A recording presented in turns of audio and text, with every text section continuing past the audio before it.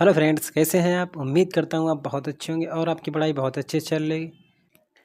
Friends, आज देखेंगे पंचायतों का वर्तमान स्वरूप। इसमें फ्रेंड्स 262 क्वेश्चन दिए हैं। कितने 262 क्वेश्चन हैं। हम फ्रेंड्स सभी क्वेश्चन देखेंगे। इन 262 क्वेश्चनों को फ्रेंड्स आप देखिएगा, आपके 10 नंबर बहुत अच्छे से कंप्लीट हो जाएंगे। फ्रेंड्स, चैनल को सब्सक्राइब करिएगा। आइए दोस्तों, देखते हैं पहला क्वेश्चन। संयुक्त प्रांत पंचायत अधिनियम कौन सा अधिनियम है। संयुक्त प्रांत पंचायत अधिनियम 1947 विधानसभा द्वारा कब पारित किया गया। इसमें देखिए फ्रेंड्स, आपको बताना है संयुक्त प्रांत पंचायत अधिनियम 1947 विधानसभा द्वारा कब पारित किया गया। आपको इसमें देखना विधानसभा द्वारा कब पारित किया गया। देखिए इसमें फ्रेंड्स याद रखिए 5 जून 1947 को कब पारित हुआ था विधानसभा से। 5 जून 1947 को। इसका आंसर ए सही है। 5 जून 1947, इसको याद रखिए। संयुक्त प्रांत पंचायत अधिनियम 1947 उत्तर प्रदेश विधानसभा द्वारा 5 जून 1947 को पारित किया गया। उत्तर प्रदेश विधानसभा द्वारा 5 जून 1947 को पारित किया गया। नेक्स्ट क्वेश्चन देखिए। संयुक्त प्रांत पंचायती राज अधिनियम 1947 कब लागू हुआ।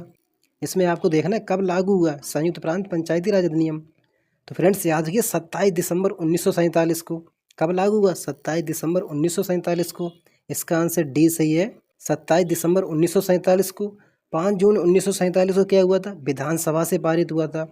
5 जून 1947 को विधानसभा से पारित हुआ था। 7 दिसंबर 1947 को गवर्नर जनरल से स्वीकृति प्राप्त हुई। किससे। 7 दिसंबर 1947 को गवर्नर जनरल से स्वीकृति प्राप्त हुई। इसको भी याद रखिएगा। इसमें देखिए उत्तर प्रदेश विधानसभा द्वारा 5 जून 1947 को पारित हुआ था। कहाँ से, विधानसभा से। 5 जून 1947 को। विधान परिषद से कब पारित हुआ, 16 सितंबर 1947 को। अगर आपसे पूछा जाए बताइए विधान परिषद से कब पारित हुआ, तो फ्रेंड्स याद रखिए 16 सितंबर को। विधान परिषद से 16 सितंबर को, विधानसभा से 5 जून को। संयुक्त प्रांत पंचायती राज अधिनियम 1947 पारित किया गया। 7 दिसंबर 1947 को गवर्नर जनरल की स्वीकृति प्राप्त हुई। तो गवर्नर जनरल से स्वीकृति कब प्राप्त हुई, 7 दिसंबर 1947 को। इसको भी याद रखिए। 27 दिसंबर 1947 को अधिनियम गजट में प्रकाशित हुआ। 27 दिसंबर 1947 को अधिनियम गजट में प्रकाशित हुआ। ठीक है फ्रेंड्स, याद रखिएगा। आपको ये सभी पॉइंट्स याद रखने हैं। 5 जून 1947 को विधानसभा से, 16 सितंबर 1947 को विधान परिषद से, 7 दिसंबर 1947 को गवर्नर जनरल से, और 27 दिसंबर 1947 को लागू हुआ। 27 दिसंबर 1947 को लागू हुआ। इसको भी याद रखिए। नेक्स्ट क्वेश्चन देखिए। उत्तर प्रदेश में पंचायतों की स्थापना कब से हुई। आपको बताना उत्तर प्रदेश में, किसमें, उत्तर प्रदेश में पंचायतों की स्थापना कब हुई। देखिए इसमें बताइए उत्तर प्रदेश में पंचायतों की स्थापना कब हुई। फ्रेंड्स याद रखिए 15 अगस्त 1949 से। कब से, 15 अगस्त 1949 से। इसका आंसर सी सही है। 15 अगस्त 1949 से उत्तर प्रदेश में पंचायतों की स्थापना शुरू हुई। नेक्स्ट क्वेश्चन देखिए। उत्तर प्रदेश में पंचायतों के विकास के प्रथम चरण की समय अवधि क्या है। आपको देखना है इसमें उत्तर प्रदेश में पंचायतों के विकास की प्रथम चरण की समय अवधि क्या है। देखिए तो फ्रेंड्स याद रखिए 1947 से 1952 तक। कब से कब था, 1947 से 1952 तक। उत्तर प्रदेश में पंचायतों के विकास का प्रथम चरण 1947 से 1952-53 तक। 1947 से 1952-53 तक, याद रखिएगा। नेक्स्ट क्वेश्चन देखिए। 15 अगस्त 1949 से उत्तर प्रदेश में कुल कितनी पंचायतों ने कार्य करना आरंभ किया। कब से, 15 अगस्त 1949 से। फ्रेंड्स याद रखिए 35,000 ग्राम पंचायतों ने। कितनी ग्राम पंचायतों ने, 35,000 ग्राम पंचायतों ने। इसका आंसर ए सही है। 35,000 ग्राम पंचायतों ने 15 अगस्त 1949 से उत्तर प्रदेश की 35,000 पंचायतों ने कार्य करना प्रारंभ किया। ठीक है फ्रेंड्स, याद रखिए कितनी, 35,000। नेक्स्ट क्वेश्चन देखिए। भारतीय संविधान का अनुच्छेद 243 संबंधित है। इसमें देखिए और बताइए भारतीय संविधान का अनुच्छेद 243 किससे संबंधित है। 243 किससे संबंधित है। तो फ्रेंड्स याद रखिए राज्य निर्वाचन आयोग से। किससे संबंधित है, राज्य निर्वाचन आयोग से। इसका आंसर बी सही है, राज्य निर्वाचन आयोग से। इसको याद रखिएगा। भारतीय संविधान का अनुच्छेद 243 पंचायतों के लिए राज्य निर्वाचन आयोग का गठन का प्रावधान करता है। राज्य निर्वाचन आयोग से संबंधित है। कौन सा अनुच्छेद, 243। ठीक है, नेक्स्ट क्वेश्चन देखिए। पंचायती विकास का द्वितीय चरण कब शुरू हुआ। देखिए इसमें किसका, पंचायती विकास का। इसमें देखिए और बताइए पंचायती विकास का द्वितीय चरण कब शुरू हुआ। तो फ्रेंड्स याद रखिए 1953 से 1954। आपको याद रखना है। इसका आंसर ए सही है। 1953-54 से 1959-60 तक। इसमें देखिए उत्तर प्रदेश में पंचायतों के विकास का द्वितीय चरण 1953-54 से 1959-60 तक चला। आगे देखिए, उत्तर प्रदेश में गांव सभा गांव समाज के क्षेत्राधिकार का सम्मेलन कब किया गया? उत्तर प्रदेश में गांव सभा गांव समाज के क्षेत्राधिकार का सम्मेलन कब किया गया? देखिए इसमें बताइए, उत्तर प्रदेश में, किसमें? उत्तर प्रदेश में गांव सभा एवं गांव समाज के क्षेत्राधिकार का सम्मेलन कब किया गया?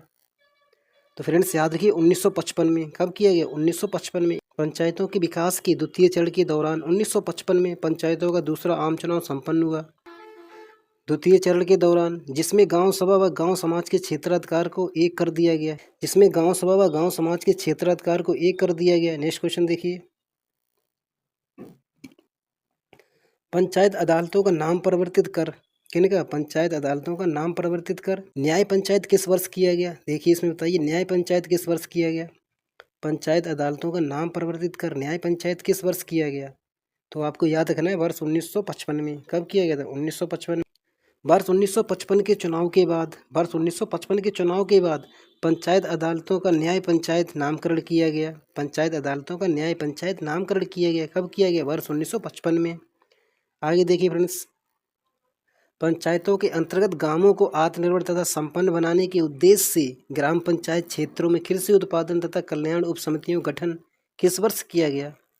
देखिए इसमें बताइए, पंचायतों के अंतर्गत गांवों को आत्मनिर्भर व संपन्न बनाने के उद्देश्य से ग्राम पंचायत क्षेत्रों में कृषि उत्पादन तथा कल्याण उप समितियों का गठन किस वर्ष किया गया? देखिए इसमें, तो फ्रेंड्स याद रखिए, वर्ष 1960-61 में। कब किया गया? वर्ष 1960-61 में।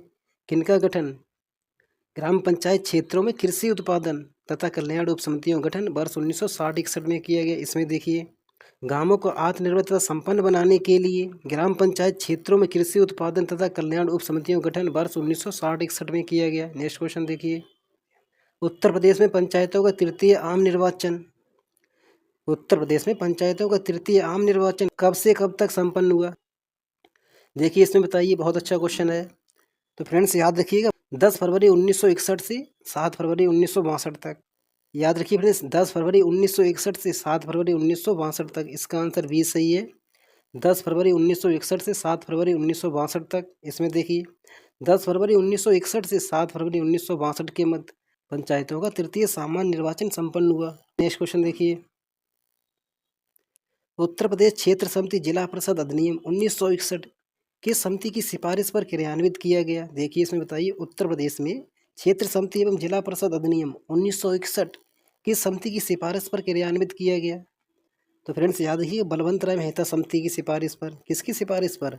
बलवंत राय मेहता समिति की सिफारिश पर। बलवंत राय मेहता समिति की सिफारिशों के आधार पर सत्ता के विकेंद्रीकरण के सिद्धांतों के अनुरूप उत्तर प्रदेश क्षेत्र समिति एवं जिला परिषद अधिनियम 1961 क्रियान्वित किया गया।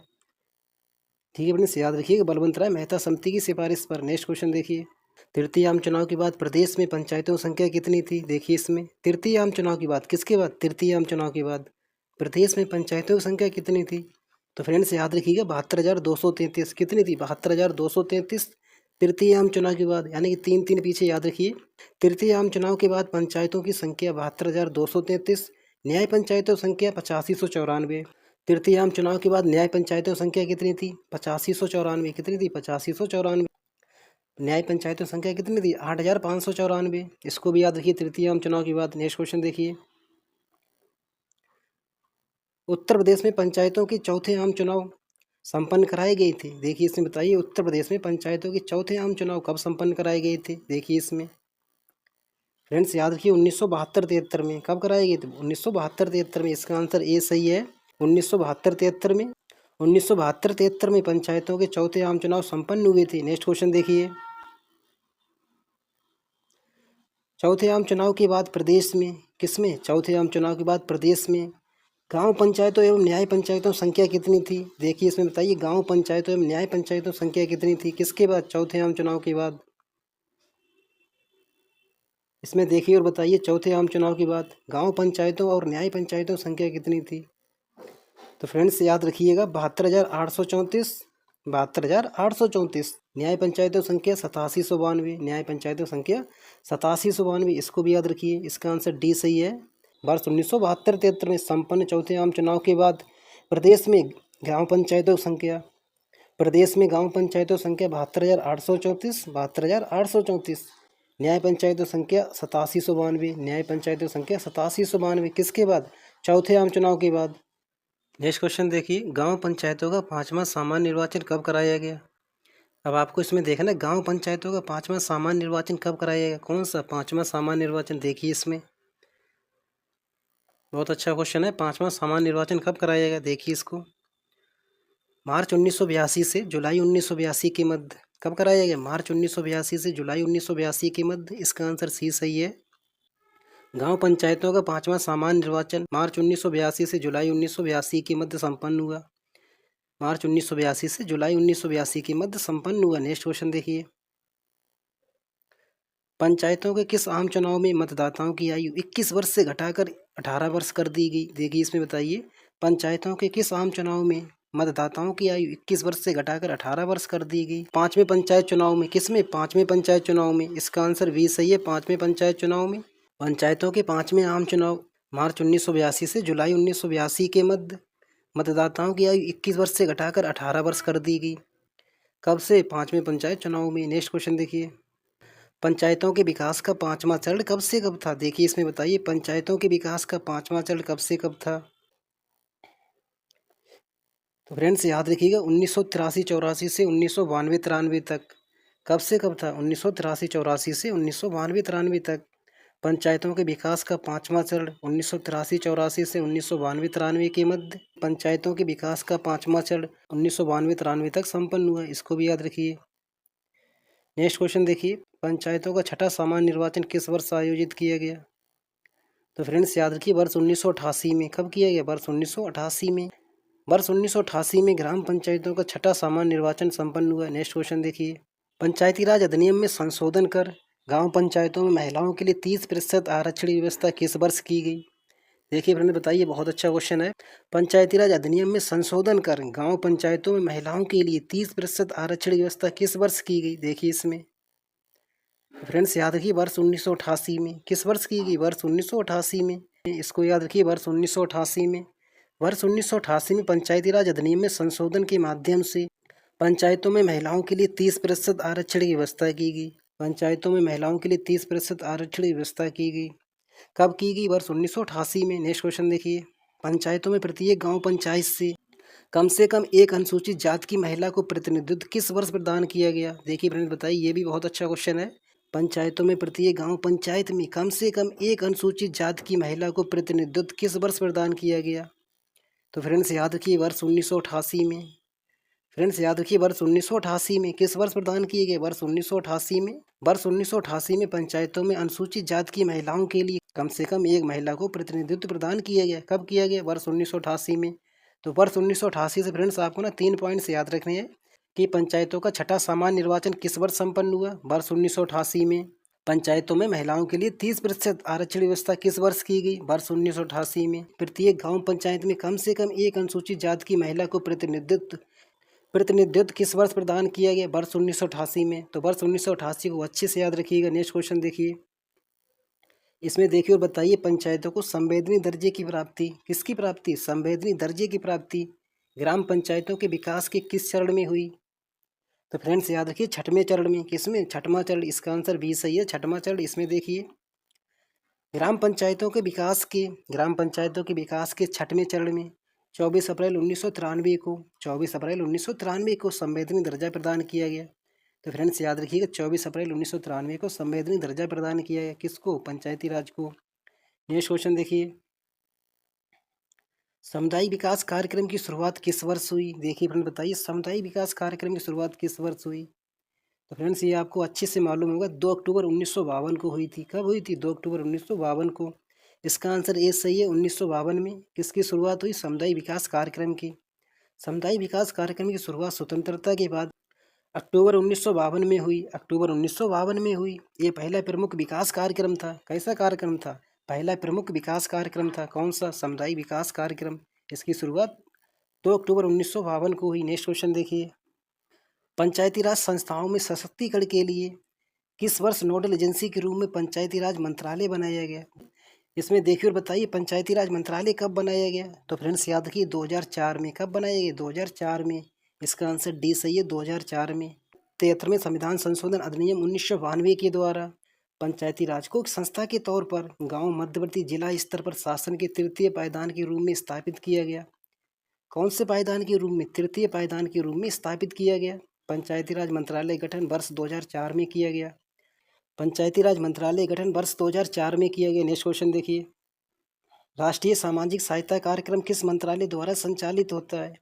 आपको इसमें देखना है राष्ट्रीय सामाजिक सहायता कार्यक्रम कौन सा कार्यक्रम? राष्ट्रीय सामाजिक सहायता कार्यक्रम किस मंत्रालय द्वारा संचालित होता है? देखिए इसको। तो फ्रेंड्स याद रखिए ग्रामीण विकास मंत्रालय द्वारा। किसके द्वारा? ग्रामीण विकास मंत्रालय द्वारा। इसका आंसर ए सही है। राष्ट्रीय सामाजिक सहायता कार्यक्रम ग्रामीण विकास मंत्रालय द्वारा संचालित एक कल्याणकारी कार्यक्रम है। एक कल्याणकारी कार्यक्रम है। कैसा कार्यक्रम? एक कल्याणकारी कार्यक्रम है। कौन सा? राष्ट्रीय सामाजिक सहायता कार्यक्रम किस मंत्रालय द्वारा संचालित किया जा रहा है? ग्रामीण विकास मंत्रालय द्वारा। ये कैसा कार्यक्रम? एक कल्याणकारी कार्यक्रम है। इसे शहरी क्षेत्रों के साथ ग्रामीण क्षेत्रों में भी लागू किया जा रहा है। ग्रामीण क्षेत्रों में भी लागू किया जा रहा है। नेक्स्ट क्वेश्चन देखिए, उत्तर प्रदेश में ग्राम पंचायतों की कुल संख्या कितनी है? देखिए इसमें बताइए उत्तर प्रदेश में ग्राम पंचायतों की कुल संख्या कितनी है? तो फ्रेंड्स याद रखिए 57,705। कितनी है? 57,705। इसका आंसर सी सही है। वर्तमान उत्तर प्रदेश में ग्राम पंचायतों की कुल संख्या 57,705 है। कितनी है? 57,705 है। नेक्स्ट क्वेश्चन देखिए, ग्राम पंचायत में कितने सदस्य होते हैं? देखिए इसमें बताइए ग्राम पंचायत में कितने सदस्य होते हैं? किसमें? ग्राम पंचायत में। देखिए इसमें 7 से 17। कितने होते हैं? 7 से 17। इसका आंसर ए सही है, 7 से 17। ग्राम पंचायत में सदस्यों की संख्या 7 से 17 होती है। कितनी होती है? 7 से 17 होती है।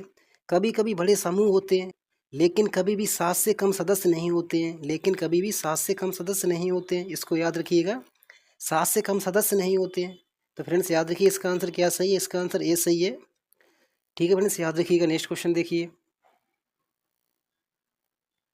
ग्राम पंचायत के कार्य व मत का उल्लेख पंचायती राज अधिनियम की किस धारा में हुआ है? देखिए इसमें बताइए ग्राम पंचायत के कार्य व मत का उल्लेख पंचायती राज अधिनियम की किस धारा में हुआ है? तो फ्रेंड्स याद की धारा 15-16 में। किस में हुआ? धारा 15-16 में। धारा 15-16 में क्या कहा गया? ग्राम पंचायत के कार्य व मत का उल्लेख किया गया। किसमें? धारा 15 व 16 में। इसमें देखिए ग्राम पंचायत के कार्य व मत का उल्लेख पंचायती राज अधिनियम की धारा 15-16 में किया गया। देखिए इसमें बताइए किस धारा में उल्लिखित है ग्राम पंचायत अपने क्षेत्र के बाहर के संगठनों को चंदा देती है? किस धारा के तहत? देखिए इसमें फ्रेंड्स याद रखिएगा राज्य सरकार की अनुमति के बाद। इसमें देखिए और बताइए ग्राम पंचायत अपने क्षेत्र के बाहर के संगठनों को चंदा देती है किस धारा के तहत? तो फ्रेंड्स याद रखिए धारा 16A के तहत। किसके तहत? धारा 16A के तहत। इसका आंसर डी सही है, धारा 16A के तहत। धारा 16A के तहत भारी संगठनों को चंदा देने की शक्ति ग्राम पंचायत को प्राप्त है। किसको प्राप्त है? ग्राम पंचायत को प्राप्त है। किसकी अनुमति के बाद? राज्य सरकार की अनुमति के बाद। नेक्स्ट क्वेश्चन देखिए, आज़ादी के पश्चात किसने पंचायती राज व्यवस्था की स्थापना की बात की? आज़ादी के पश्चात किसने पंचायती राज व्यवस्था की स्थापना की बात की? देखिए इसमें तो फ्रेंड्स आपको बहुत अच्छे से मालूम होगा, महात्मा गांधी जी ने। किसने की? महात्मा गांधी जी ने। इसका आंसर भी सही है। राष्ट्रपिता महात्मा गांधी ने आज़ादी के पश्चात जिस स्वर्णिम भारत की कल्पना की थी उसमें एक पंचायती राज व्यवस्था की स्थापना क्या थी? उसमें एक पंचायती राज व्यवस्था की स्थापना थी। गांधी जी चाहते थे कि स्थानीय निकाय इतने सशक्त हो जाएं कि ग्राम पंचायत स्तर पर सारी समस्याओं का निदान किया जा सके। नेक्स्ट क्वेश्चन देखिए, पंचायती राज व्यवस्था के अंतर्गत पंचायतों को सशक्त बनाने का अधिकार किसके द्वारा प्रदत्त है? देखिए इसमें तो फ्रेंड्स याद रखिए संविधान द्वारा। किसके द्वारा? संविधान द्वारा। इसका आंसर ए सही है, संविधान द्वारा। इसमें देखिए पंचायतों को सशक्त बनाने के बहुत सारे अधिकार संविधान द्वारा प्रदत्त है। ग्राम पंचायत संविधान द्वारा प्रदत्त इन्हीं अधिकारों का प्रयोग कर अनेक प्रकार के कार्य करती है। क्या करती है? अनेक प्रकार के कार्य करती है। कौन करती है? ग्राम पंचायत। नेक्स्ट क्वेश्चन देखिए, भारत में पंचायती राज व्यवस्था की स्थापना कब हुई थी? देखिए अपने बताइए कितना सरल क्वेश्चन है। तो फ्रेंड्स आपको मालूम होगा 2 अक्टूबर 1959 को हुई थी। कब हुई थी? 2 अक्टूबर 1959 को हुई थी। इसका आंसर सी सही है। भारत में पहली बार पंचायती राज व्यवस्था राजस्थान राज्य के नागौर जिले से वर्ष 1959 में। कब? वर्ष 1959 में। उसके पश्चात आंध्र प्रदेश में लागू की गई। पंचायती राज व्यवस्था के तहत सही सम्मिलित समितियां हैं। देखिए इसमें बताइए पंचायती राज व्यवस्था के तहत सही सम्मिलित समितियां हैं। इसमें फ्रेंड्स ना आपको मिलान करना है और आगे आंसर देखना है। देखिए इसमें बलवंत राय मेहता समिति 1957 में आई थी। कितनी सरल है, आपको बहुत अच्छे से याद होगी। बलवंत राय मेहता समिति 1957 में। अशोक मेहता समिति 1977 में, अशोक मेहता समिति 1977 में, जीवी के राव समिति 1985 में, यानी कि सी को 4 से मिलाना है, सी को 4 से मिलाना है। जीवी के राव समिति 1985 में, एल एम सिंघवी समिति 1986 में, एल एम सिंघवी समिति 1986 में। इसमें देखिए फ्रेंड्स आंसर क्या सही है। फ्रेंड्स याद रखिए इसका आंसर भी सही है, इसका आंसर भी सही है। इसमें देखिए बलवंत राय मेहता समिति 1957, अशोक मेहता समिति 1977, जीवी के राव समिति 1985, एल एम सिंघवी समिति 1986। जीवी के राव समिति ने क्या कहा था? पंचायती राज बिना जड़ की घास, पंचायती राज बिना जड़ की घास। एल एम सिंघवी समिति में क्या हुआ था? पंचायती राज व्यवस्था को संवैधानिक दर्जा प्रदान किया गया। तो फ्रेंड्स इसको भी याद रखिएगा। नेक्स्ट क्वेश्चन देखिएगा, पंचायती राज अधिनियम कब पारित किया गया? पंचायती राज अधिनियम कब पारित किया गया? देखिए इसमें बताइए पंचायती राज अधिनियम कब पारित किया गया? 2 सितंबर 1959 को। कब पारित किया गया? 2 सितंबर 1959 को। इसका आंसर सी सही है, 2 सितंबर 1959 को पंचायती राज अधिनियम 2 सितंबर 1959 को पारित किया गया। नेक्स्ट क्वेश्चन देखिए, बलवंत राय मेहता समिति संबंधित है। देखिए फ्रेंड्स बताइए बलवंत राय मेहता समिति किससे संबंधित है? तो फ्रेंड्स याद रखिएगा पंचायती राज व्यवस्था से संबंधित है। किससे संबंधित है? पंचायती राज व्यवस्था से संबंधित है। कब आई थी? 1957 में। कब आई थी? जनवरी 1957 में इसका गठन किया गया था और नवंबर 1957 में इसकी रिपोर्ट आई थी। ठीक है फ्रेंड्स याद रखिएगा पंचायती राज व्यवस्था से संबंधित है। नेक्स्ट क्वेश्चन देखिए, पंचायती राज व्यवस्था में सुधार हेतु गठित समितियां कौन सी हैं? देखिए इसमें बताइए पंचायती राज व्यवस्था में सुधार हेतु गठित समितियां कौन सी हैं? देखिए इसमें बताइए जीवी के राव समिति 1985, बलवंत राय मेहता समिति 1957, अशोक मेहता समिति 1977। देखिए अपने बताइए पंचायती राज व्यवस्था में गठित समितियां कौन सी हैं? तो ये सभी हैं, यानी कि इसका आंसर डी सही है, इसका आंसर डी सही है। नेक्स्ट क्वेश्चन देखिए, पंचायती राज व्यवस्था का उल्लेख भारतीय संविधान के किस अनुच्छेद में किया गया? कितना सरल क्वेश्चन है। देखिए इसमें बताइए पंचायती राज व्यवस्था का उल्लेख भारतीय संविधान के किस अनुच्छेद में किया गया? फ्रेंड्स याद रखिए अनुच्छेद 243 में। किस में किया गया? अनुच्छेद 243 में। इसका आंसर डी सही है। नेक्स्ट क्वेश्चन देखिए, पंचायतों के कार्य एवं शक्तियों का वर्णन किस अनुसूची में किया गया? देखिए इसमें बताइए पंचायतों के कार्य एवं शक्तियों का वर्णन किस अनुसूची में किया गया? तो फ्रेंड्स याद रखिए 11वीं अनुसूची में। किस में किया गया? 11वीं अनुसूची में। कितना सरल क्वेश्चन है, 11वीं अनुसूची में। पंचायतों के कार्य एवं शक्तियों का वर्णन 11वीं अनुसूची में। 73वां संविधान संशोधन 1992 में 11वीं अनुसूची जोड़ी गई। कब जोड़ी गई? 73वां संविधान संशोधन 1992 के द्वारा। नेक्स्ट क्वेश्चन देखिए, 73वां संविधान संशोधन 1992 के तहत किस प्रकार के उपबंध किए गए? देखिए इसमें बताइए 73वें संविधान संशोधन अधिनियम 1992 के तहत किस प्रकार के उपबंध किए गए? आदेशात्मक व सोवियकी दोनों प्रकार के उपबंध किए गए। किस प्रकार के उपबंध किए गए? आदेशात्मक व सोवियकी दोनों प्रकार के। इसका आंसर सी सही है, आदेशात्मक व सोवियकी दोनों प्रकार के। इसमें देखिएगा 73वां संविधान संशोधन 1992 के तहत पंचायतों के संबंध में आदेशात्मक व सोवियकी दोनों प्रकार के उपबंध किए गए।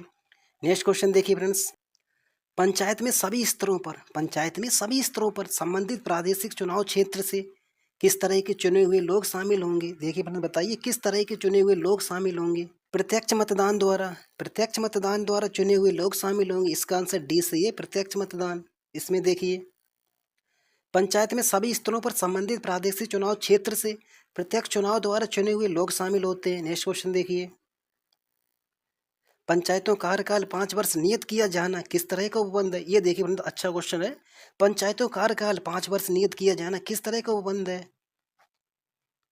सोवियकी आदेशात्मक। तो फ्रेंड्स याद रखिए आदेशात्मक उपबंध है। कैसा उपबंध है? आदेशात्मक उपबंध है। पंचायतों का कार्यकाल 5 वर्ष नियत किया जाना आदेशात्मक उपबंध है। फ्रेंड्स आपको याद रखने कौन से आदेशात्मक उपबंध होते हैं, कौन से सोवियकी उपबंध होते हैं। इनको ना अच्छे से याद करिएगा, यहाँ से क्वेश्चन आपको निश्चित रूप से देखने को मिलेगा। आपसे पूछा जाएगा और आपको बताना होगा निम्न में से कौन सा आदेशात्मक उपबंध है, कौन सा आदेशात्मक उपबंध नहीं है। नेक्स्ट क्वेश्चन देखिए फ्रेंड्स, 20 लाख से कम जनसंख्या वाले राज्यों को छोड़कर, कैसे राज्यों को छोड़कर? जिसमें 20 लाख से कम जनसंख्या है उन राज्यों को छोड़कर सभी राज्यों में संघ शासित क्षेत्रों में मध्यवर्ती स्तर के पंचायत गठन वर्णित है।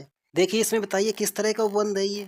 20 लाख से कम जनसंख्या वाले राज्यों को छोड़कर सभी राज्यों में केंद्र शासित क्षेत्रों में मध्यवर्ती स्तर की पंचायतों गठन वर्णित है। देखिए इसमें तो फ्रेंड्स याद रखिए ये भी आदेशात्मक उपबंध है। कैसा उपबंध है? आदेशात्मक उपबंध है। ठीक है फ्रेंड्स याद रखिए ये केवल आदेशात्मक उपबंध के अंतर्गत आएगा।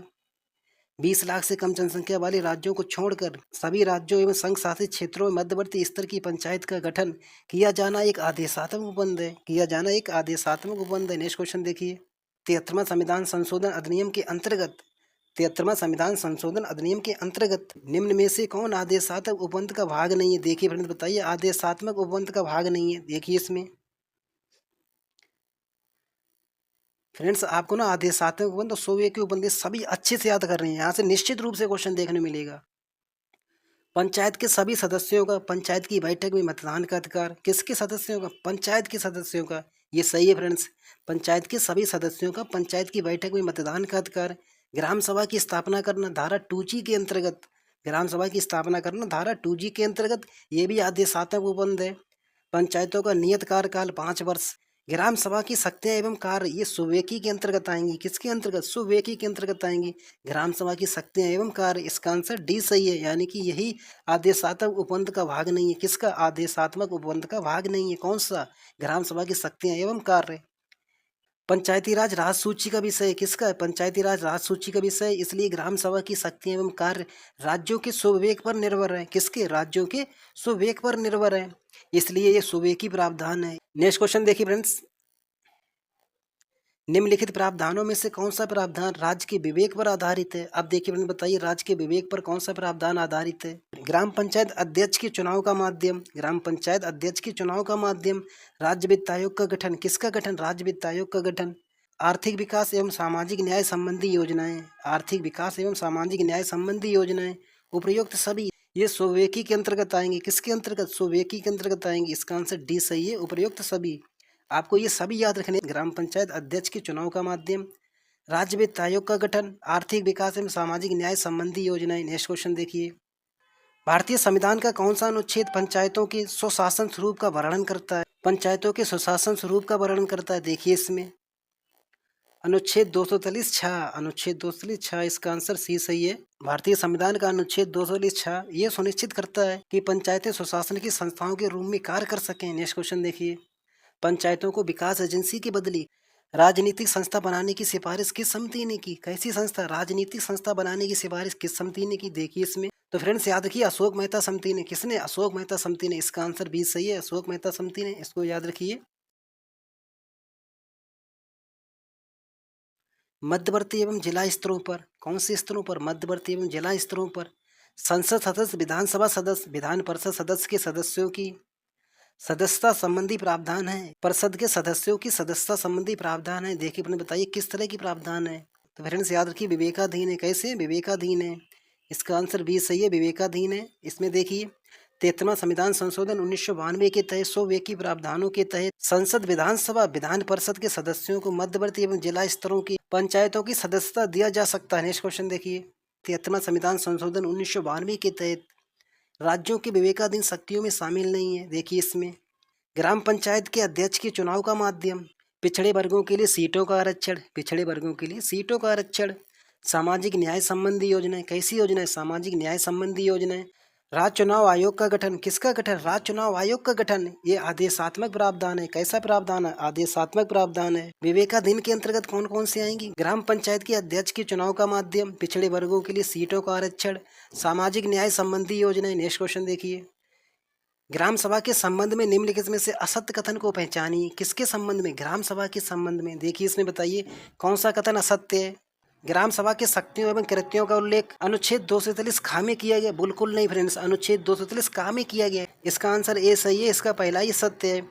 ग्राम सभा के शक्तियों एवं कृत्यों का उल्लेख अनुच्छेद 243 का में किया गया। इसमें देखिए भारतीय संविधान के अनुच्छेद 243 का के अनुसार ग्राम सभा ग्राम स्तर पर ऐसे शक्तियों का प्रयोग और ऐसे कृत्यों का पालन कर सकेगी जो किसी राज्य के विधानमंडल द्वारा विधि द्वारा उपबंधित किए जाते। ठीक है फ्रेंड्स, याद रखिएगा। ठीक है फ्रेंड्स, याद रखिएगा। ग्राम सभा की शक्ति एवं कृत्यों का उल्लेख अनुच्छेद 243 का में किया गया। किसमें किया गया? अनुच्छेद 243 का में किया गया। नेक्स्ट क्वेश्चन देखिए, पंचायतों की शक्तियों का निर्धारण किसके द्वारा किया जाता है? किसका? पंचायतों की शक्तियों का निर्धारण किसके द्वारा किया जाता है? देखिए इसमें तो फ्रेंड्स याद रखिए, राज्य विधानमंडल द्वारा। किसके द्वारा? राज्य विधानमंडल द्वारा। इसका आंसर डी सही है, राज्य विधानमंडल द्वारा। नेक्स्ट क्वेश्चन देखिए, पंचायतों की संरचना संबंधित प्रावधान संविधान के किस अनुच्छेद में वर्णित है? किससे संबंधित? पंचायतों की संरचना संबंधित किस अनुच्छेद में वर्णित है? देखिए फ्रेंड्स अनुच्छेद 243 गा में किसमें किया गया? अनुच्छेद 243 गा में। इसका आंसर ए सही है, इसका आंसर ए सही है। इसमें देखिए, पंचायतों की संरचना से संबंधित विधि बनाने का प्रावधान अनुच्छेद 243 गा में दिया गया। राज्य का विधानमंडल पंचायतों की संरचना की बाबत उपबंध कर सकेगा। पंचायत के सभी स्थान पंचायत क्षेत्र में प्रादेशिक निर्वाचन क्षेत्रों से प्रत्यक्ष निर्वाचन द्वारा चुने हुए व्यक्तियों से भरे जाएंगे। ये प्रावधान संविधान के किस अनुच्छेद में है? ये प्रावधान संविधान के किस अनुच्छेद में है? देखिए इसमें। तो फ्रेंड्स याद रखिए, अनुच्छेद 243 गा की 2 में, अनुच्छेद 243 गा की 2 में, किसमें? अनुच्छेद 243 गा की 2 में। इसका आंसर भी सही है। पंचायतों के सभी स्थान पंचायत क्षेत्र के प्रादेशिक निर्वाचन क्षेत्रों से प्रत्यक्ष निर्वाचन द्वारा चुने हुए व्यक्तियों से भरे जाएंगे। इसका प्रावधान अनुच्छेद 243 गा की 2 में किया गया। नेक्स्ट क्वेश्चन देखिए, राज्यसभा के सदस्यों का और राज्य विधान परिषद के सदस्यों का पंचायत समिति एवं जिला पंचायत में प्रतिनिधित्व के लिए उपबंध की व्यवस्था किस अनुच्छेद में की गई? देखिए इसमें। तो फ्रेंड्स याद रखिए, अनुच्छेद 243 गा के 3 के घा में, अनुच्छेद 243 गा के 3 के घा में। इसका आंसर ए सही है। संविधान के अनुच्छेद 243 गा के 3 के घा के अनुसार विधानमंडल, राज्यसभा एवं राज्य विधान परिषद के सदस्यों को मध्यवर्ती स्तर की पंचायत एवं जिला स्तर की पंचायत में प्रतिनिधित्व से संबंधित उपबंध कर सकती है। नेक्स्ट क्वेश्चन देखिए, भारतीय संविधान का अनुच्छेद 243 गा 4 संबंधित है। देखिए इसमें बताइए, अनुच्छेद 243 गा 4 किससे संबंधित है? देखिए इसमें। फ्रेंड्स आपको याद रखना, पंचायत के अध्यक्ष व सदस्यों का पंचायतों के अधिवेशनों में मत देने का अधिकार। पंचायत के अध्यक्ष व सदस्यों का पंचायतों के अधिवेशनों में मत देने का अधिकार संविधान का अनुच्छेद 243 गा 4 में पंचायत के अध्यक्ष व सदस्यों का पंचायतों के अधिवेशनों में मत देने का अधिकार वर्णित है। किसमें? अनुच्छेद 243 गा के 4 में। नेक्स्ट क्वेश्चन देखिए, ग्राम स्तर पर पंचायतों के निर्वाचन की रीत का निर्धारण कौन कर सकता है? किस स्तर पर? ग्राम स्तर पर। देखिए इसमें, ग्राम स्तर पर पंचायतों के निर्वाचन की रीत का निर्धारण कौन कर सकता है? तो फ्रेंड्स याद रखिएगा, विधानमंडल। कौन कर सकता है? राज्य विधानमंडल। इसका आंसर सी सही है। नेक्स्ट क्वेश्चन देखिए, मध्यवर्ती स्तर या जिला स्तर पर किसी पंचायत के अध्यक्ष का निर्वाचन किसके द्वारा किया जाता है? देखिए फ्रेंड बताइए, अध्यक्ष का निर्वाचन किसके द्वारा किया जाता है? तो फ्रेंड्स याद रखिएगा, निर्वाचित सदस्यों द्वारा अपने में से। इसका आंसर सी सही है, निर्वाचित सदस्यों द्वारा अपने में से। मध्यवर्ती स्तर, जिला स्तर पर किसी पंचायत के अध्यक्ष का निर्वाचन उसके निर्वाचित सदस्यों द्वारा अपने में से किया जाता है। नेक्स्ट क्वेश्चन देखिए, मध्यवर्ती स्तर या जिला स्तर के किसी पंचायत के निर्वाचन संबंधी प्रावधान भर देता है। देखिए इसमें बताइए, किस अनुच्छेद के तहत मध्यवर्ती स्तर या जिला स्तर के किसी पंचायत के निर्वाचन संबंधी प्रावधान भर देता है? तो फ्रेंड्स याद रखिएगा, अनुच्छेद 243 गा के 5 की खामी। इसका आंसर ए सही है। फ्रेंड्स बहुत अजीब से अनुच्छेद है, इनको अच्छे से याद रखिएगा। किसमें मध्यवर्ती स्तर में जिला स्तर के पंचायत के निर्वाचन संबंधी प्रावधान भर देता है? अनुच्छेद 243 गा के 5 की खामी। नेक्स्ट क्वेश्चन देखिए, संविधान के किस अनुच्छेद में प्रावधान किया गया कि प्रादेशिक क्षेत्र की जनसंख्या का ऐसी निर्वाचन द्वारा भरे जाने वाले स्थानों की संख्या से अनुपात समस्त राज्य में समान रहेगा? देखिए फ्रेंड बताइए, किस अनुच्छेद के तहत आपको बताना है कि प्रादेशिक क्षेत्र की जनसंख्या का ऐसी निर्वाचन द्वारा भरे जाने वाले स्थानों की संख्या से अनुपात समस्त राज्य में समान रहेगा? किस अनुच्छेद के तहत? देखिए इसमें, अनुच्छेद 243 गा के 1 में। किसमें? अनुच्छेद 243 गा के 1 में। इसका आंसर डी सही है, अनुच्छेद 243 गा के 1 में। इसमें देखिए, संविधान के अनुच्छेद 243 गा के 1 के अनुसार किसी भी स्तर पर पंचायत के प्रादेशिक क्षेत्र की जनसंख्या के अनुपात निर्वाचन द्वारा भरे जाने वाले स्थानों की संख्या से समस्त राज्य में समान रहेगा। किस अनुच्छेद के तहत? अनुच्छेद 243 गा के 1 के तहत। नेक्स्ट क्वेश्चन देखिए, भारतीय संविधान का कौन सा अनुच्छेद ग्राम स्तर के पंचायतों के अध्यक्ष का मध्यवर्ती स्तर तथा जिला स्तर पर पंचायतों के प्रतिनिधित्व का प्रावधान करता है? मध्यवर्ती स्तर पर तथा जिला स्तर पर पंचायतों में प्रतिनिधित्व का प्रावधान करता है। देखिए इसमें, अनुच्छेद 243 गा के 3 के काम में। किसमें? अनुच्छेद 243 गा के 3 के काम में। इसका आंसर ए सही है, इसका आंसर ए सही है। इसमें देखिए, अनुच्छेद 243 गा के 3 के का के तहत विधानमंडल विधि द्वारा ग्राम स्तर पर पंचायतों के अध्यक्षों का मध्यवर्ती स्तर जिला पंचायतों के प्रतिनिधित्व का प्रावधान कर सकती है। ठीक है फ्रेंड्स, याद रखिएगा, अनुच्छेद 243 गा के 3 के का के तहत। नेक्स्ट क्वेश्चन देखिए, ग्राम स्तर के पंचायत के अध्यक्ष का निर्वाचन किया जाता है। ग्राम स्तर के पंचायत के अध्यक्ष का निर्वाचन किस तरह से किया जाता है, देखिए इसमें। तो फ्रेंड्स आपको मालूम होगा ग्राम सभा में पंजीकृत नागरिकों द्वारा प्रत्यक्ष रूप से, किसके द्वारा, ग्राम सभा में पंजीकृत नागरिकों द्वारा प्रत्यक्ष रूप से। इसका आंसर सी सही है। नेक्स्ट क्वेश्चन देखिए, निम्न में से असत्य कथन छांटिए। पंचायत क्षेत्र से अभिप्राय प्रादेशिक क्षेत्र से है। ग्राम का निर्धारण राज्यपाल द्वारा किया जाता है। ग्राम का निर्धारण राज्यपाल द्वारा किया जाता है। किसके द्वारा, ग्राम का निर्धारण राज्यपाल द्वारा किया जाता है। आपको ना इसमें असत्य कथन देखना है। पंचायतों कार्यकाल चुनाव की तिथि से 5 वर्ष होता है। पंचायत का कार्यकाल चुनाव की तिथि से नहीं होता है। कहाँ से होता है, पंचायत की प्रथम बैठक से होता है। पंचायत की प्रथम बैठक से होता है, यानी कि इसका आंसर सी सही है, यानी कि यही फ्रेंड्स असत्य है। प्रत्येक पंचायत का कार्यकाल अपने प्रथम अधिवेशन के लिए नियत तारीख से 5 वर्ष तक होगी, यानी कि प्रथम अधिवेशन से। नेक्स्ट क्वेश्चन देखिए, पंचायत की सदस्यता के लिए निहरताएं किस अनुच्छेद में दी गई। निहरताएं किस अनुच्छेद में दी गई, देखिए इसमें। अनुच्छेद 243 चाह में, अनुच्छेद 243 चाह में, अनुच्छेद 243 चाह में, बिल्कुल सही है। इसका आंसर ए सही है, अनुच्छेद 243 चाह में।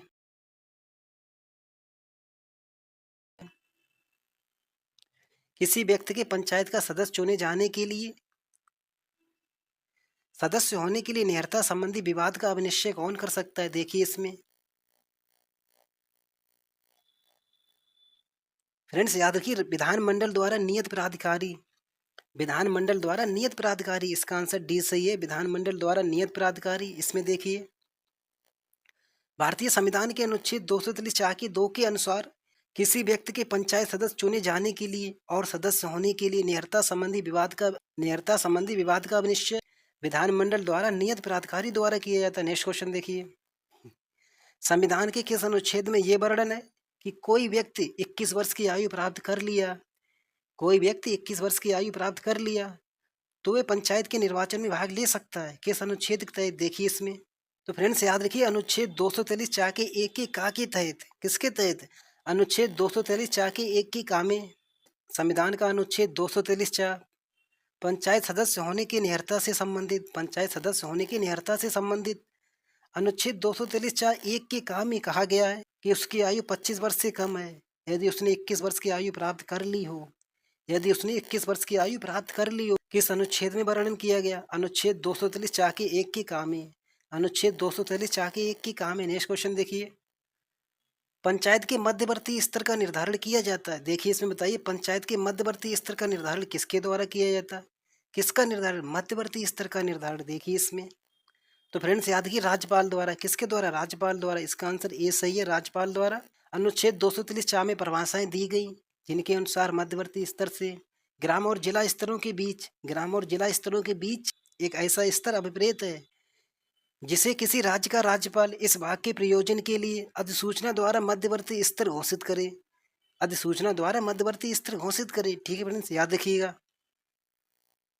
भारतीय संविधान के किस अनुच्छेद में, भारतीय संविधान के किस अनुच्छेद में पंचायत को परिभाषित किया गया, किसको, पंचायत को परिभाषित किया गया, अनुच्छेद 243 में, अनुच्छेद 243 में। इसका आंसर डी सही है, अनुच्छेद 243 में। नेक्स्ट क्वेश्चन देखिए, निम्नलिखित कथनों में से असत्य कथन की पहचान कीजिए। देखिए इसमें, प्रत्येक पंचायत अपने प्रथम अधिवेशन के लिए नियत तारीख से 5 वर्ष तक बनी रहेगी। कब से, प्रथम अधिवेशन से नियत तारीख 5 वर्ष तक बनी रहेगी।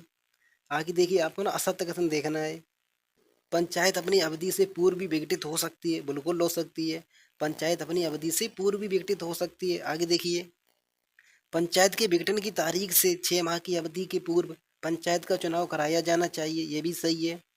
विघटित पंचायत की शेष अवधि 1 वर्ष से कम है तो कोई निर्वाचन कराना आवश्यक नहीं है, यही फ्रेंड्स असत्य है। ठीक है, इसका आंसर डी सही है। इसमें देखिए, 1 वर्ष से कम है, कितना, 1 वर्ष से कम है तो निर्वाचन करवाना आवश्यक है। यदि पंचायत का विघटन हो जाता है, क्या हो जाता है, यदि पंचायत का विघटन हो जाता है तो शेष अवधि 6 माह से कम है तो निर्वाचन करवाना आवश्यक नहीं है, 1 वर्ष से नहीं फ्रेंड्स। ठीक है, अगर 6 माह से कम है तब निर्वाचन करवाना आवश्यक नहीं है। ठीक है फ्रेंड्स, याद रखिएगा, 6 माह से कम पर। नेक्स्ट क्वेश्चन देखिए, किसी पंचायत की अवधि समाप्ति से पूर्व पंचायत का विघटन पर गठित पंचायत की अवधि होती है। देखिए अपन बताइए कितनी होती है, किसी पंचायत की अवधि की समाप्ति से पूर्व। तो फ्रेंड्स याद रखिए, शेष अवधि के लिए, कितनी अवधि के लिए, शेष अवधि के लिए। इसका आंसर बी सही है, शेष अवधि के लिए।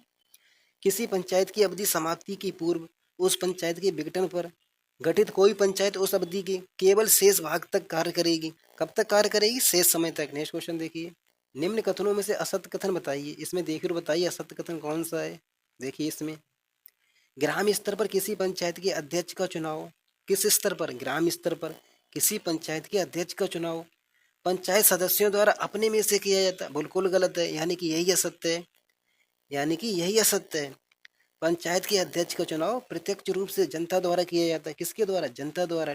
निर्वाचक नामावली में पंजीकृत व्यक्तियों द्वारा किया जाता है। ठीक है फ्रेंड्स, याद रखिएगा इसका आंसर ए सही है, यानी कि इसका आंसर ए सत्य है। इसमें देखिए, ग्राम स्तर पर किसी पंचायत के अध्यक्ष का निर्वाचन जनता द्वारा प्रत्यक्ष रूप से कैसे किया जाता है? जनता द्वारा प्रत्यक्ष रूप से, ना कि सदस्यों द्वारा। इसमें देखिए फ्रेंड्स, ग्राम स्तर पर किसी पंचायत के अध्यक्ष के निर्वाचन संबंधी रीत विधानमंडल द्वारा विनिश्चित की जाती है। किसके द्वारा? विधानमंडल द्वारा। इसको भी याद रखिए। मध्यवर्ती स्तर पर अध्यक्ष का चुनाव सदस्यों द्वारा अपने में से, ये सही है। जिला स्तर पर पंचायत अध्यक्ष का निर्वाचन सदस्यों द्वारा अपने में से, ये भी सही है। ठीक है फ्रेंड्स, याद रखिएगा। नेक्स्ट क्वेश्चन देखिए, देखिए इसमें बताइए पंचायतों द्वारा कर अधरोपित करने की शक्तियों का निर्धारण कौन कर सकता है? पंचायतों द्वारा कर अधरोपित करने की शक्तियों का निर्धारण कौन कर सकता है? देखिए इसमें, तो फ्रेंड्स याद रखिए राज्य विधानमंडल। कौन कर सकता है? राज्य विधानमंडल। इसका आंसर 20 सही है, राज्य विधानमंडल। इसमें देखिए, भारतीय संविधान का अनुच्छेद 230 ज्या के तहत किसी राज्य का विधानमंडल विधि द्वारा पंचायतों को कर अधरोपित करने व वसूलने के अधिकार का नियमन कर सकती है, व वसूलने के अधिकार का नियमन कर सकती है। कौन कर सकता है? राज्य विधानमंडल। नेक्स्ट क्वेश्चन देखिए, संविधान के किस अनुच्छेद में राज्य की संचित निधि से पंचायतों के लिए सहायता दिए जाने को बंद है? तो फ्रेंड्स याद रखिए, अनुच्छेद 230 जा घा में, अनुच्छेद 230 जा के घा के तहत राज्य विधानमंडल विधि द्वारा राज्य की संचित निधि में से पंचायतों के लिए ऐसे सहायता अनुदान देने के लिए उपबंध कर सकेगा। नेक्स्ट क्वेश्चन देखिए, देखिए अपने बताइए पंचायतों के लिए निधियों के गठन का उपबंध किसके द्वारा किया जा सकता है? तो फ्रेंड्स याद रखिए राज्य विधानमंडल द्वारा। किसके द्वारा? राज्य विधानमंडल द्वारा। इसका आंसर 20 सही है, राज्य विधानमंडल द्वारा। इसमें देखिए, संविधान के अनुच्छेद 243 जा के घा के तहत, किसके तहत? 243 जा के घा के तहत राज्य विधानमंडल द्वारा पंचायतों के लिए निधियों का गठन का उपबंध कर सकेगा। ठीक है फ्रेंड्स, याद रखिएगा राज्य विधानमंडल पंचायतों के लिए निधियों के गठन का उपबंध कर सकेगा। कौन कर सकेगा? राज्य विधानमंडल। किस अनुच्छेद के तहत? अनुच्छेद 243 जय घा के तहत। नेक्स्ट क्वेश्चन देखिए, राज्य विधानमंडल द्वारा पंचायतों को कर अधरोपित करने और संग्रहित करने की शक्ति प्रदान की गई। किसके द्वारा? राज्य विधानमंडल द्वारा। इसमें कौन सा कर पंचायत के क्षेत्राधिकार में नहीं है? देखिए इसमें मद्यपान पर कर। तो फ्रेंड्स याद रखिए मद्यपान पर कर। किस पर? मद्यपान पर कर। संविधान के अनुच्छेद 243 जा के तहत, 243 जा के तहत पंचायतों द्वारा भूमि पर कर, प्रकाश कर, निजी शौचालयों पर कर, निजी शौचालयों पर कर, ग्रामीण क्षेत्र में वृत्ति या व्यापार पर कर इत्यादि लगाए व संग्रहित किए जा सकते हैं। मद्यपान पर कर इसमें शामिल नहीं है, याद रखिएगा फ्रेंड्स। नेक्स्ट क्वेश्चन देखिए, पंचायत चुनाव में मतदाता सूची की एक प्रति की प्राप्ति का शुल्क कितना देना होता है? एक प्रति की प्राप्ति का शुल्क कितना देना होता है? देखिए इसमें फ्रेंड्स याद रखिए, निदेशक द्वारा निर्धारित कीमत, निदेशक द्वारा निर्धारित कीमत। इसमें देखिए, ग्राम पंचायत की मतदाता सूची की एक प्रति निर्वाचन पंजीयन अधिकारी द्वारा प्रमाणित कर अपने कार्यालय में रखी जाती है। कोई भी व्यक्ति इन दस्तावेजों का निःशुल्क निरीक्षण कर सकता है और शुल्क भुगतान कर उसकी छाया प्राप्त कर सकता है। इसके शुल्क का निर्धारण निदेशक द्वारा किया जाता है। किसके द्वारा? निदेशक द्वारा। नेक्स्ट क्वेश्चन देखिए, उत्तर प्रदेश ग्राम पंचायत कानून एवं इससे संबंधित नियमों के तहत ग्राम पंचायत प्रति वर्ष पूर्व वित्तीय वर्ष के अपने कार्य की प्रगति का रिपोर्ट कब तक जमा कराना निर्धारित है? 15 अप्रैल तक। कब तक? 15 अप्रैल तक। इसका आंसर 20 सही है, 15 अप्रैल तक। इसको अच्छे से याद रखिए। ग्राम पंचायतों के संदर्भ में असत्य कथन बताइए। किसके संदर्भ में? ग्राम पंचायतों के संदर्भ में। देखिए इसमें बताइए कौन सा असत्य कथन है। पंचायतें संवैधानिक होती हैं, बिल्कुल होती हैं, ये तो असत्य कथन नहीं है। आगे देखिए, 73वें संविधान द्वारा इन्हें संवैधानिक दर्जा दिया गया, ये भी सही है। 73वें संविधान द्वारा इन्हें संवैधानिक दर्जा दिया गया। पंचायतें सूचना के अधिकार अधिनियम 2005 के तहत नहीं आती हैं। इसमें देखिए फ्रेंड्स, पंचायतें सूचना के अधिकार अधिनियम 2005 के तहत नहीं आती हैं, बिल्कुल आती हैं, यानी कि इसका आंसर सी सही है। ठीक है फ्रेंड्स, याद रखिए इसका आंसर सी असत्य है। पंचायतें सूचना के अधिकार अधिनियम 2005 के तहत आती हैं। ठीक है, आगे देखिए, पंचायतों को अनुदान केंद्रीय वित्त आयोग की सिफारिश पर केंद्र सरकार द्वारा दिया जाता है। किसके द्वारा? केंद्र सरकार द्वारा दिया जाता है। किसकी सिफारिश पर? केंद्रीय वित्त आयोग की सिफारिश पर। ठीक है फ्रेंड्स, याद रखिएगा। नेक्स्ट क्वेश्चन देखिए, ग्राम पंचायत की एक माह में कम से कम कितनी बैठक आवश्यक आयोजित की जानी चाहिए? देखिए बताइए, कम से कम। तो फ्रेंड्स याद रखिए, एक बैठक। कितनी बैठक? एक बैठक। इसका आंसर ए सही है, एक बैठक। ग्राम पंचायत की एक माह में कम से कम एक बैठक आवश्यक होनी चाहिए। इसकी सूचना प्रत्येक सदस्य को दी जानी चाहिए। इसकी सूचना प्रत्येक सदस्य को दी जानी चाहिए। नेक्स्ट क्वेश्चन देखिए, प्रत्येक ग्राम पंचायत द्वारा अपने कार्यों के क्रियान्वयन के लिए गठित समितियों में से कौन सी समिति शामिल नहीं है? गठित समितियों में से कौन सी समिति शामिल नहीं है? देखिए इसमें नियोजन एवं विकास समिति, स्वास्थ्य एवं कल्याण समिति, जल प्रबंधन समिति। इसमें फ्रेंड्स परिवहन समिति नहीं होती है, आपने कई बार इनको याद किया होगा। परिवहन समिति। प्रत्येक ग्राम पंचायत द्वारा अपने कार्यों के क्रियान्वयन के लिए निम्न समितियां गठित की जाएंगी, जिनमें देखिए नियोजन एवं विकास समिति, ये फ्रेंड्स आपको ना याद करनी है। नियोजन एवं विकास समिति, निर्माण कार्य समिति, शिक्षा समिति, स्वास्थ्य एवं कल्याण समिति, प्रशासनिक समिति, जल प्रबंधन समिति। जल प्रबंधन समिति, इनको अच्छे से याद करिएगा, यहाँ से क्वेश्चन आपको देखने को मिलेगा। नियोजन एवं विकास समिति, कौन समिति है? नियोजन एवं विकास समिति। निर्माण कार्य समिति, शिक्षा समिति, कौन समिति? शिक्षा समिति। स्वास्थ्य एवं कल्याण समिति, प्रशासनिक समिति, जल प्रबंधन समिति। ठीक है दोस्तों, तो इस वीडियो में इतने ही क्वेश्चन। इसके आगे के क्वेश्चन नेक्स्ट वीडियो में। दोस्तों वीडियो को लाइक करिएगा, चैनल को सब्सक्राइब करिए। मिलते हैं नेक्स्ट वीडियो में। जय हिंद, जय भारत।